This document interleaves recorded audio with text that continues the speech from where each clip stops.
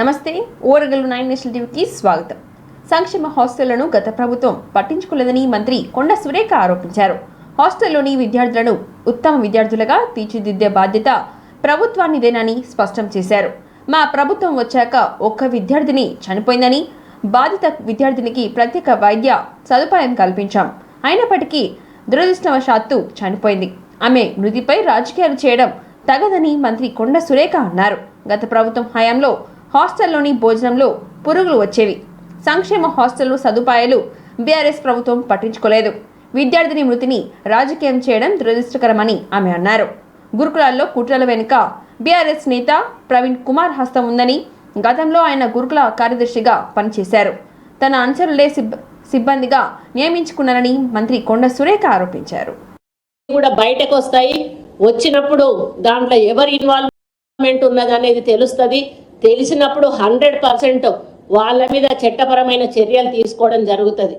ఈయన మాట్లాడుతూ అంటాడు, నేను జైలుకు పోతా, నేను జైలుకు పోతా, మూసిని అడ్డం పెట్టుకొని జైలుకు పోతా అంటాడు.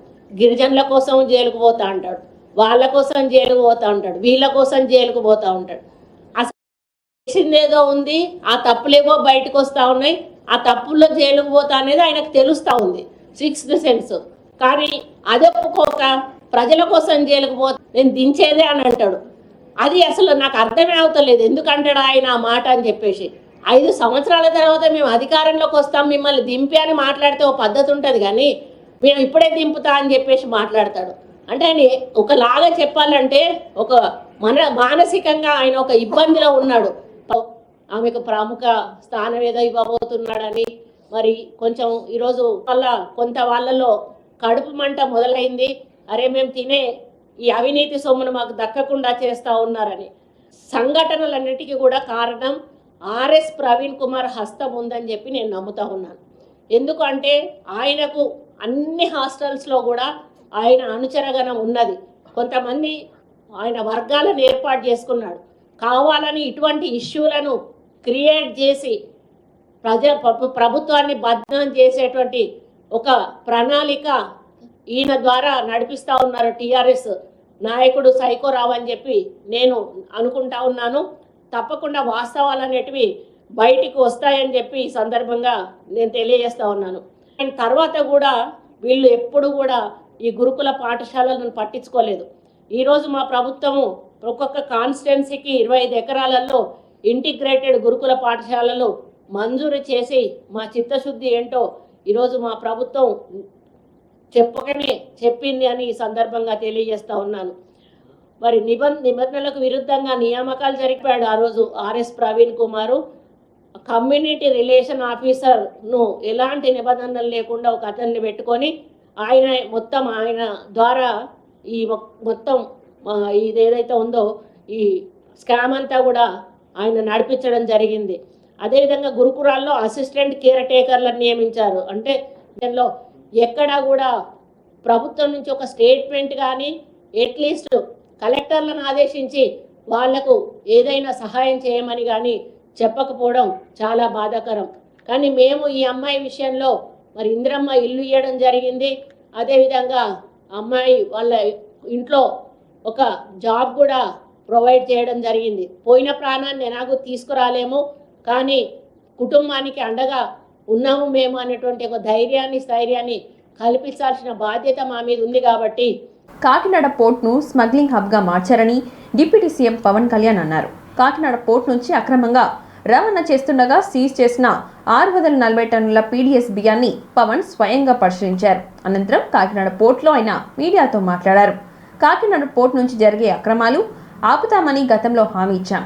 దీనిపై స్థానిక ఎమ్మెల్యే కొండబాబు ఎప్పటి నుంచో చెబుతున్నారని, గతంలో రాష్ట్రంలో 30,000 మంది ఆడపిల్లలు అదృశ్యమయ్యారని చెప్తే వెటకారంగా మాట్లాడారని అన్నారు. అదే విషయం కేంద్రం చెప్పిన తర్వాత అందరికీ అర్థమైందని అన్నారు. మా పాలన పగ ప్రతీకారాలతో ఉండదని, అలాగని తప్పులు చేస్తుంటే చూస్తూ ఊరుకోమని పవన్ కళ్యాణ్ అన్నారు.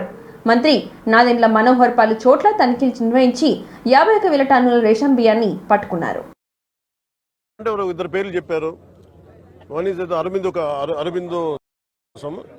అరబిందో వాళ్ళదంట. పోర్ట్ పోర్ట్ ఎవరి కంట్రోల్లో ఉంది? It's not government, it's purely private control port. ఇది స్టేట్ కంట్రోల్ ఉన్న పోర్ట్. ఇది నాకు అనిపించింది ఇలా చూస్తే, లోపలికి వెళ్ళి చూస్తే, మన హోప్ ఐలాండ్ చూస్తే అసలు ఏ విధంగా కట్టుదిట్టంగా లేదు. 975 కిలోమీటర్ కోస్ట్ లైన్ ఆంధ్రప్రదేశ్కి. India is going to be trillions of dollar, almost Modi గారు చెప్పిన $7 trillion ఎకానమీ ఉంది దీనికి భవిష్యత్తు. ప్రపంచ దేశాలు మనల్ని ఎదగనిస్తాయా లేదా, మన బలహీనతలు ఏంటని చూస్తారు. ఆంధ్రప్రదేశ్ కోస్ట్ లైన్ మనకి ఎంత బలమో అది మనకు అంత బలహీనత కూడా. ఎందుకు చెప్తున్నాను ఈ మాట అంటే, వైజాగ్కి పాకిస్తాన్ నుంచి వచ్చిన ఆ యుద్ధ సమయంలో మీకు గజనీ సబ్మెరీన్ నేను పట్టుకోగలిగారు. మొన్నటికి మన సుధీర్ గారు కూడా సివిల్ సప్లైస్ చైర్మన్, ఆయన కూడా మీరు ఎంత పట్టుకున్నారండి నిన్న? ఇప్పుడు ఇది సమస్య ఎక్కడుందంటే, first public distribution system rice నిజంగా బిలో పవర్టీ లైన్లో ఉన్న వాళ్ళకి కనీసం వాళ్ళకి అవసరానికి తిండి కానీ ఇవన్నీ అందించడం. బియ్యం వేల కోట్లు దీని నుంచి వెళ్ళిపోతూ ఉన్నాయి. దారుణంగా ఆఫ్రికా దేశాల్లో దీన్ని $70 అమ్ముతారు. ఇందులో ఎవ్వరు చేసింది ఏం లేదు. 70 రూపాయలకి $73 అమ్ముతారు కేజీ. నాకు నిజంగా అనిపించింది ఏంటంటే, నిజంగా మనం ఈరోజు ప్రధానమంత్రి గారు చేసే ఈ విదేశాంగ విధానంలో మనం $70 కానీ ఆఫ్రికా దేశాలకి ఇవన్నీ మనకి ఇట్లాంటి తప్పులు జరగకుండా ఉంటే కనీసం $43 ఇస్తే మనం దేశ పరపతి పెరుగుద్ది. మనకి నేషనల్ సెక్యూరిటీకి చాలా ఇబ్బందిగా ఉంది. ఇక్కడ కీ ఇన్స్టాలేషన్స్ ఉన్నాయి. ఇక్కడ ఓఎన్జీసీ గ్యాస్ నిక్షేపాలు చాలా కీ ఇన్స్టాలేషన్స్ ఉన్నాయి. తూర్పుగోదావరి జిల్లా అంతా మాట్లాడుకున్నట్టు it is not about one individual. Smuggling అలవాటు అయిన వాళ్ళు, క్రిమినల్ యాక్టివిటీస్కి అలవాలం అయిపోతే, tomorrow it will be RDX, tomorrow it will be weapons, tomorrow it will pose as a great threat for national security. Applies to repeated offenders ki దీని PD act పెట్టాలని చెప్పి మనోహర్ గారు మా రోజు క్యాబినెట్ మీటింగ్లో పెడితే, ఇప్పుడు అది కూడా జరిగింది. గవర్నర్ గారి దగ్గరికి వెళ్ళాలి ఆ బిల్లు. తర్వాత మన ప్రెసిడెంట్ గారు అంగీకారం తెలియజేయాలి దానికి. There should be a major crack down on this. దీనికి మన భేదం లేదు. దీనికి కొండబాబు గారు కానీ, నాదెండ్ల మనోహర్ గారు కానీ, మనకి జిల్లా వైపు నుంచి కానీ మేము పర్యటనలో మేము పదే చెప్పాం. తూర్పుగోదావరి జిల్లా నాయకులు. పార్లమెంట్ ఉభయ సభలు వాయిదాల పర్వ కొనసాగుతుంది.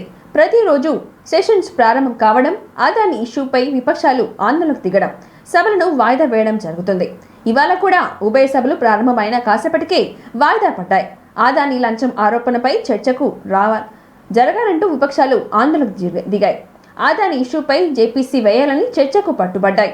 లోక్సభ ప్రారంభమైన కాసేపటికే విపక్షాలు ఆందోళన చేయడంతో స్పీకర్ సభను 12 గంటలకు వాయిదా వేశారు.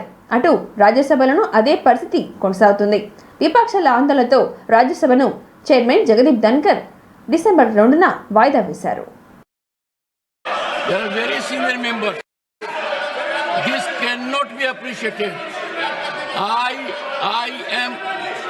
I express my deep anguish. I express nothing going on record. My absolute pain. We are creating a very bad precedent. We are dishonoring the people of this country. We are not coming up to the expectations. Our actions are not people-centric. They are to absolute public distaste. We are getting into irrelevance. People are ridiculing us. We have virtually become laughing stock. I appeal to you. Please,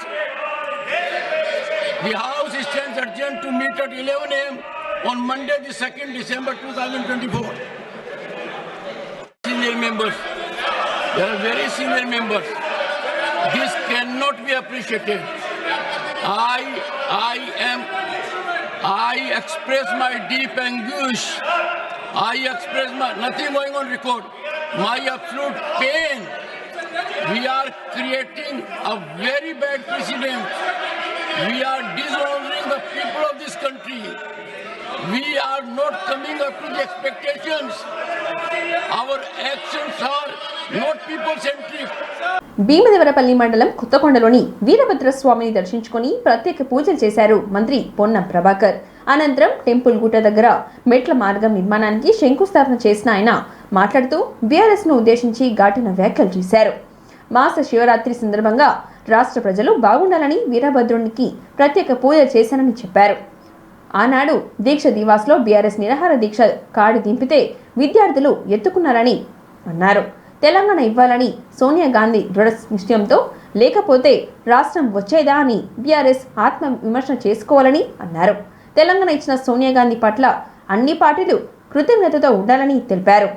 తల్లిని చంపి బిడ్డను ఎత్తుకపోయారని తెలంగాణ విద్రోహులుగా చిత్రీకరిస్తుంటే చీమా నెత్తురు ఉన్న రాష్ట్ర BJP నేతలు నోరు ఎందుకు మెదపడం లేదని ప్రశ్నించారు. అది తప్ప తెలంగాణ ఆకాంక్షల మేరకి తెలంగాణ ఏర్పాటు చేశారని ఎందుకు చెప్పుకోలేకపోతున్నారని అన్నారు. తెలంగాణ రాష్ట్రానికి కేంద్ర ప్రభుత్వం నిధులు ఇవ్వకపోతే మొన్న పీఎంతో మీటింగ్లో పాల్గొన్న బీజేపీ ఎంపీలు ఎందుకు అడగలేదో చెప్పాలని తెలిపారు. కులగణన సర్వే పూర్తయిన దశలో ఉందని ఇప్పటికే సర్వే చేయించుకొని వారు ఎలిమినేటర్లకు సమాచారం ఇవ్వాలని సూచించారు మంత్రి. ప్రభుత్వం తరఫున అనేక కార్యక్రమాలు తీసుకొని ఈరోజు ముందుకు పోతా ఉన్నాం. 2 లక్షల రూపాయల రుణమాఫీకి సంబంధించి కూడా ఏదైతే ఒక ఫ్యామిలీ గ్రూపింగ్ ఉందో ఆ గ్రూపింగ్ చేసినటువంటి 4 లక్షల మందికి కూడా రేపు 30వ తారీఖు నుంచి 2 లక్షల రూపాయల రుణమాఫీ జరుగుతూ ఉంది. 2 లక్షల పై వాళ్లకు షెడ్యూల్ ఇచ్చి తొందరలోనే దాన్ని కూడా తీసుకోవడం జరుగుతుంది. 200 యూనిట్ల ఉచిత విద్యుత్ కావచ్చు, ఉచిత బస్సు కావచ్చు, తొందరలోనే గ్రామ వారీగా ఇందిరమ్మ ఇండ్ల ఎంపిక కావచ్చు, రేషన్ కార్డుల పంపిణీ కావచ్చు, ఇవన్నీ కూడా జరగబోతూ ఉన్నాయి.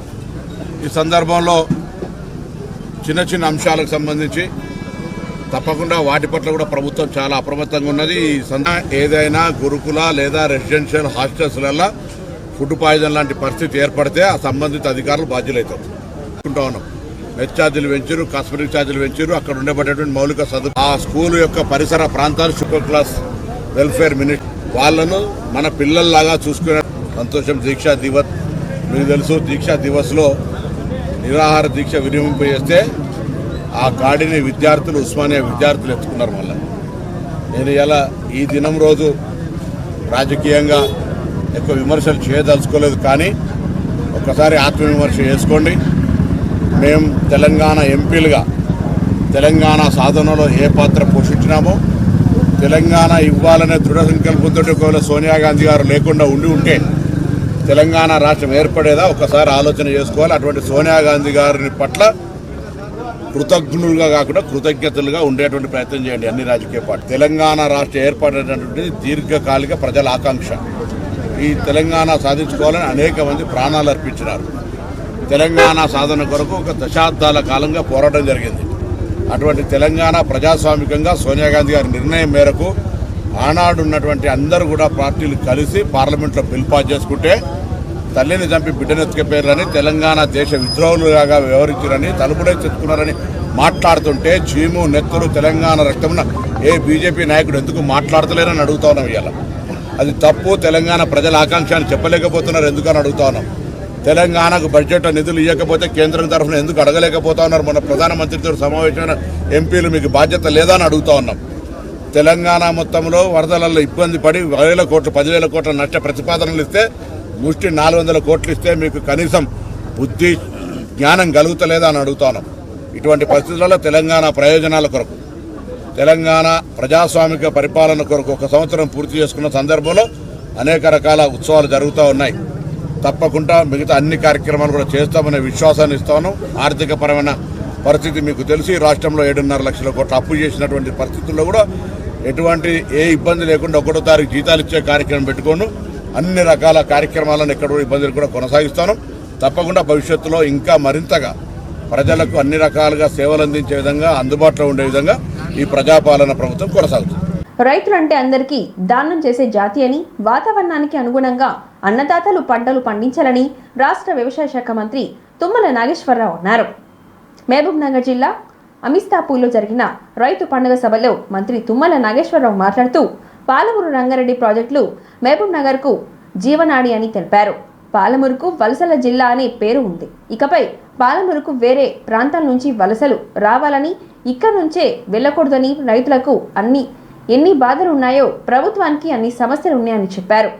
వచ్చే 4 ఏళ్లలో మహబూబ్ నగర్లోని ప్రాజెక్టులన్నీ పూర్తి చేస్తామని మంత్రి తెలిపారు. ఇరిగేషన్ ప్రణాళిక రూపొందించవలసి ఉందని, రాష్ట్రానికి పెట్టుబడి పెట్టే జిల్లా మహబూబ్ నగర్ కావాలని తెలిపారు. బోనస్ తీసుకున్న రైతులు ఆనందంగా ఉన్నారని, బోనస్ వల్ల రైతులకు 12,000 నుంచి 15,000 వస్తున్నాయని, బోనస్ వల్ల కష్టపడి రైతులకు ఫలితం దక్కుతుందని తెలిపారు. రైతు బంధు కంటే బోనస్ ఇవ్వాలని రైతులు అంటున్నారని తెలిపారు. రైతుల అనుభవాల ప్రకారం నిర్ణయాలు తీసుకుంటామని, రైతులకు మేలు చేసే నిర్ణయాలు తీసుకుంటామని మంత్రి తెలిపారు. న్యాయంగా, ధర్మంగా ప్రభుత్వం చేయవలసిందంతా చేస్తామని మంత్రి తెలిపారు.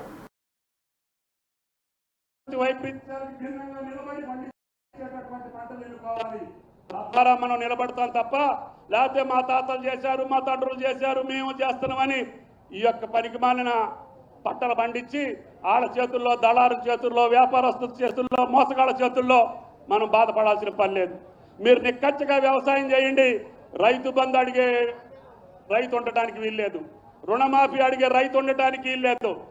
ఈరోజు నా జిల్లాకి రాండి, పామాయిల్ వేసే రైతు అప్పు అడిగినా, లేకపోతే బోనస్ అడిగినా, లేకపోతే ఇంకొకటి అడుగుతాడేమో అడగండి. అడిగి ట్రక్ తీసుకెళ్తే 2 లక్షలు వస్తాయి. మనం ఇట్లా చేసి అడుక్కునేటటువంటి జాతి కాదు ఈ రైతు జాతి, అందరికీ దానం చేసేటటువంటి జాతి. కాబట్టి మీరు కాలం ఎరిగి పండించండి, అదునెరిగి పండించండి, వాతావరణం చూసి పండించుకోండి, ఏ పంటలు పండించుకోవాలో చూసి పండించుకోండి. అయితే మంత్రి గారు కూడా ఇక్కడ ఉన్నారు, ఆయన గారికి కూడా నేను బయట కూడా చెప్పొచ్చు, కానీ మీ ముందు చెప్తే మంచిది. ఈ జిల్లా నీటిపారుదల ప్రాజెక్టులో 40 సంవత్సరాలుగా నా భాగస్వామ్యం ఉంది. జోరాల ప్రాజెక్టు నిర్మాణం దగ్గర నుంచి కోయిల సాగర్ కానీ, నెట్టంపాడు కానీ, కలవకుర్తి కానీ, భీమా కానీ అన్నిట్లో నా చేయి కొద్దిగా పడింది. తర్వాత రాజశేఖర రెడ్డి గారు వచ్చి అట్టి ఉధృతంగా ముందుకు తీసుకెళ్లారు. మళ్ళీ అవన్నీ ఇంకా పూర్తి చేసుకోవాలి. అన్నిటికంటే ముఖ్యంగా పాలమూరు రంగారెడ్డి ఈ జిల్లా యొక్క జీవనాడి అని చెప్పి కూడా మీకు ఈ సందర్భంగా మనం చేస్తున్నాం. కాబట్టి దయచేసి మంత్రి గారు, రాష్ట్రం మొత్తం నల్గొండ, ఖమ్మం, మిగతా జిల్లాలు ఎట్లున్నా మీరు కూడా చేసుకోండి కొద్దిగా. కానీ ఈ జిల్లాలో పాలమూరు రంగారెడ్డికి అత్యధిక ప్రాధాన్యత ఇవ్వాల్సినటువంటి అవసరం ఉంది. ఇది వలసల జిల్లా అని పేరు పెట్టారు. నేను చెప్తున్నా, వచ్చే సంవత్సరం నుంచి ఇంకొక జిల్లా కూడా వచ్చి మహబూబ్ నగర్లో పనిచేయాలి తప్ప మనం ఎవడు బయటకు వెళ్ళడానికి వీల్లేని పరిస్థితుల్ని క్రియేట్ చేయాలి. కాబట్టి తెలంగాణ రాష్ట్రానికి ఇప్పుడు చుట్టుపక్కల రాష్ట్రాలు ఉన్నటువంటి మనుషులందరూ వచ్చి మన దగ్గర పనిచేస్తున్నారు. మహారాష్ట్ర వాళ్ళు వచ్చి మిరపకాయలు ఏరుతారు, ఛత్తీస్గఢ్ వాళ్ళు వచ్చి, జార్ఖండ్ వాళ్ళు వచ్చి నాటు పెడుతున్నారు. ఏ పంట కైలు చేయాలన్నా ఆంధ్ర ప్రాంతం వాళ్ళు వచ్చి పామాయిలు గెల్లగొడుతున్నారు. తెలంగాణ రైతు ఇప్పుడు వలస రైతు కాదు, బాధపడాల్సిన పని లేదు. మీరు కంటి నిండా నిద్రపోండి, కడుపు నిండా వ్యవసాయం చేయండి. మిమ్మల్ని ఆదుకునే బాధ్యత తెలంగాణ ప్రభుత్వాన్ని, రేవంత్ రెడ్డి గారి ప్రభుత్వాన్ని అని చెప్పి ఈ సందర్భంగా మనం చేస్తున్నాం. కొన్ని బాధలు ఉన్నాయి, రైతుకి ఎన్ని బాధలు ఉన్నాయో అంతకంటే ఎక్కువ బాధలు ఈ ప్రభుత్వానికి ఉన్నాయి. అయినా సరే పెద్దలు, అనుభవజ్ఞులు, ఉత్తమ్ కుమార్ రెడ్డి గారు లాంటి మంత్రుల యొక్క సహకారంతో ఇరిగేషన్ ప్రాజెక్టులో ఏదైతే ప్రాధాన్యత ఉన్నాయో వాటిని పూర్తి చేసుకుంటూనే ఈ 4 సంవత్సరాల్లో పెండింగ్ ప్రాజెక్టులన్నీ పూర్తి చేసి ఈ పాలమూరు రంగారెడ్డిని పూర్తి స్థాయిలో నిర్మాణం చేసుకుంటే ఈ జిల్లా సస్యశ్యామలం అవుతుంది. మహబూబ్ నగర్ జిల్లా సస్యశ్యామలం అయిందంటే తెలంగాణలో మీకు ఎక్కడా బీడిమం ఉండదు అని చెప్పి కూడా మీకు ఈ సందర్భంగా మనం చేస్తున్నాం. కాబట్టి చౌహాన్ గారు, మీరు అందరూ ఆలోచన చేయాలి. ఎండాకాలంలో కాంగ్రెస్ కార్యకర్తలు స్థానిక సంస్థల ఎన్నికలకు సిద్ధం కావాలని రాష్ట్ర పౌర సరఫరాల శాఖ మంత్రి ఉత్తమ్ కుమార్ రెడ్డి పిలుపునిచ్చారు. ఇవాళ సూర్యాపేట జిల్లా పాలకవీడు మండలంలోని ఆలింగంపురం గ్రామంలో 30 కోట్లతో చేపడుతున్న రహదారి పనులకు ఆయన శంకుస్థాపన చేశారు. ఈ సందర్భంగా ఏర్పాటు చేసిన సమావేశంలో ఆయన మాట్లాడుతూ జనవరి, ఫిబ్రవరి నెలల్లో జరగనున్నాయని, కాంగ్రెస్ పార్టీ శ్రేణులు ఎన్నికలకు సిద్ధంగా ఉండాలని మంత్రి ఉత్తమ్ కుమార్ రెడ్డి పిలుపునిచ్చారు. రైతుల రుణమాఫీ చేస్తామని, రైతు భరోసా ఇస్తామని మంత్రి తెలిపారు. స్థానిక సంస్థల ఎన్నికల్లో కోదాడ, హుజూర్ నగర్ నియోజకవర్గాల అన్ని స్థానాల్లో క్లీన్ స్వీప్ చేయాలని అన్నారు. హుజూర్ నగర్ సమగ్ర అభివృద్ధికి కృషి చేస్తానని, 7 సార్లు నుంచి ఒకే ప్రాంతం నుంచి గెలిపించిన హుజూర్ నగర్ నియోజకవర్గ ప్రజలకు ఎలవేళ రుణపడి ఉంటానని మంత్రి తెలిపారు. నేను మొదటిసారి 6 సార్లు ఎమ్మెల్యే, ఎంపీ గెలిచిన. నేను మొదటిసారి ఎమ్మెల్యే కాకముందే ఆయన మంత్రి. 1985లో ఆయన ఇరిగేషన్ మంత్రి. మరి ఆయనకి బహుశా ఈ రాష్ట్రంలో ఇరిగేషన్ గురించి, వ్యవసాయ శాఖ గురించి మంత్రి పదవి ఎలా నిర్వహించాలో తుమ్మల నాగేశ్వరరావు గారి కంటే ఎక్కువ తెలిసి ఉండేవారు. చాలా సమర్థవంత. మా పక్క జిల్లా చాలా ఏళ్ళు వారు తెలుగుదేశం పార్టీ, నేను కాంగ్రెస్. చాలా విషయాల్లో పొలిటికల్ విషయంలో డిఫర్ అయ్యేవాళ్ళం, కానీ అతన్ని ఎప్పుడు మేము రెస్పెక్ట్ చేసేవాళ్ళం. ఎందుకంటే అతనికి ఏ బాధ్యత ఇచ్చినా చాలా సిన్సియర్గా, సమర్థవంతంగా నిర్వహించే తుమ్మల నాగేశ్వరరావు గారు ఈరోజు నిజంగా ఈ ఎగ్జిబిషన్, ఈ రైతు పండుగ ఇంత భారీ స్థాయిలో ఇంత అద్భుతంగా జరుగుతుందంటే తుమ్మల నాగేశ్వరరావు గారే కారణం. వారిని మనస్ఫూర్తిగా నేను అభినందిస్తున్నా. మరి వారు చాలా విషయాలు చెప్పారు, అవన్నిటికీ నేను మళ్ళీ ప్రస్తావించాను. కానీ 2-3 విషయాలు చెప్పాలి. గౌరవ ముఖ్యమంత్రి రేవంత్ రెడ్డి గారు, గౌరవ వ్యవసాయ శాఖ మంత్రి తుమ్మల నాగేశ్వరరావు గారి ఆధ్వర్యంలో తెలంగాణ రైతాంగానికి స్పష్టమైన హామీ ఇస్తున్నాము. మేము రైతు పక్షపాత ప్రభుత్వము. ప్రభుత్వం దగ్గర డబ్బులు ఉన్నా లేకున్నా వ్యవసాయ మిషన్లో ఈ ప్రభుత్వానికి మీరే నెంబర్ 1 ప్రయారిటీ అని చెప్పి నేను మనం చేస్తున్నా. అసలు వ్యవసాయం అంటే ఏంది, రైతుల సంగతి ఏం తెలియని వాళ్ళు చాలా మాట్లాడుతున్నారు. మనం ఒక నిమిషం రైతు రుణమాఫీ గురించి మాట్లాడదాం. నేను గతంలో కూడా నేను చెప్పిన, ఒకసారి ఎంపీగా ఉన్నా, 6 సార్లు ఎమ్మెల్యేగా ఉన్నా, సపరేట్ తెలంగాణలో మంత్రిగా ఉన్నా, 6 ఏళ్ళు తెలంగాణ కాంగ్రెస్ అధ్యక్షుని ఉన్నా, ఉమ్మడి ఆంధ్రప్రదేశ్లో మంత్రిగా ఉన్నా. 10 ఏళ్ల పాటు వాళ్ళు రుణమాఫీ విషయంలో తెలంగాణ రైతాంగాన్ని మోసం చేసి మొదటి 5 ఏళ్లలో కేవలం మిత్తి వరకే ఇచ్చిండ్రు. 2 5 ఏళ్లలో అరాకొర ఇచ్చి చివరి సంవత్సరంలో ఎన్నికలకు పోతున్నామని కొంత అమౌంట్ ఇచ్చిండ్రు. దీక్ష దివాస్ స్ఫూర్తితో మరోసారి పోరుబాట పట్టవలసిన అవసరం ఉందని బీఆర్ఎస్ వర్కింగ్ ప్రెసిడెంట్ కేటీఆర్ అన్నారు. అల్గనూర్ చౌరస్తాలో నిర్వహించిన దీక్ష దివాస్ సభలో ఆయన పాల్గొన్నారు. ఈ సందర్భంగా కేటీఆర్ మాట్లాడుతూ బీఆర్ఎస్కు జన్మనిచ్చింది కరీంనగర్ గడ్డ అని తెలిపారు. 1971లో 11 ఎంపీ సీట్లను ఇచ్చిన తెలంగాణ ప్రజలు తమ ఆకాంక్షను తెలియబరిచిన స్వరాష్ట్రం రాలేదని అన్నారు. 2006లో 2 లక్షల ఓట్లతో గెలిపించి పునర్జన్మను ఇచ్చిందని చెప్పారు. నా శివయాత్రనో తెలంగాణ జయయాత్రనో అని కేసీఆర్ బయలుదేరితే అండగా నిలిచింది కరీంనగర్ అని తెలిపారు. మనం ఎట్లున్నామో తెలుసుకోవాలంటే ఎక్కడ మొదలయ్యామో తెలుసుకోవాలని కేటీఆర్ అన్నారు.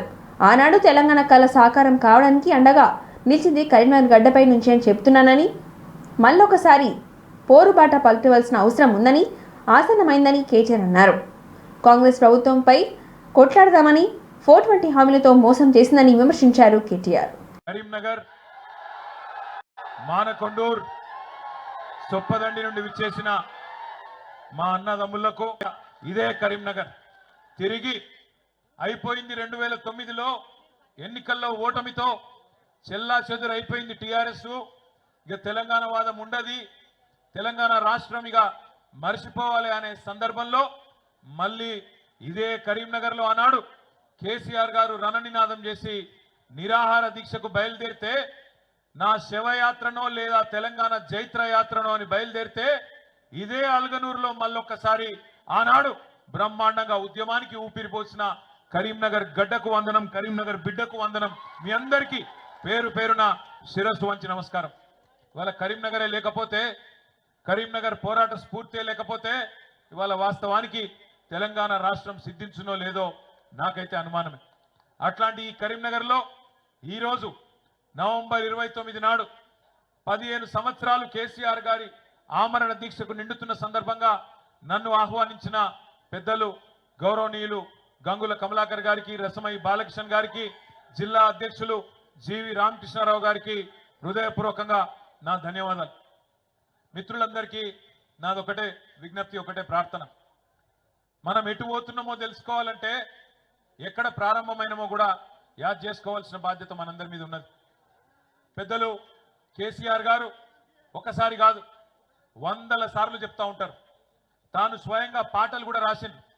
ఎందుకంటే 1948 నుంచి 56 వరకు 8 ఏళ్ళు ఒక ప్రత్యేక రాష్ట్రంగా ఉన్న తెలంగాణ, ఆనాడు పేరు వేరు కావచ్చు, హైదరాబాద్ రాష్ట్రం పేరిట 8 ఏళ్ళు ప్రత్యేక రాష్ట్రంగా ఉన్న తెలంగాణ ఆనాడు ఇష్టం లేని బలవంతపు పెళ్లిలో భాగమై ఒక అమాయకపు పిల్ల పెళ్లి ఒక అతి హుషారైన పిల్లగాంతో జరుగుతుంది అని స్వయంగా ఆనాటి అప్పటి ప్రధానమంత్రి జవహర్లాల్ నెహ్రూ గారు వరకు 3 సంవత్సరాల పాటు అద్భుతంగా సాగింది.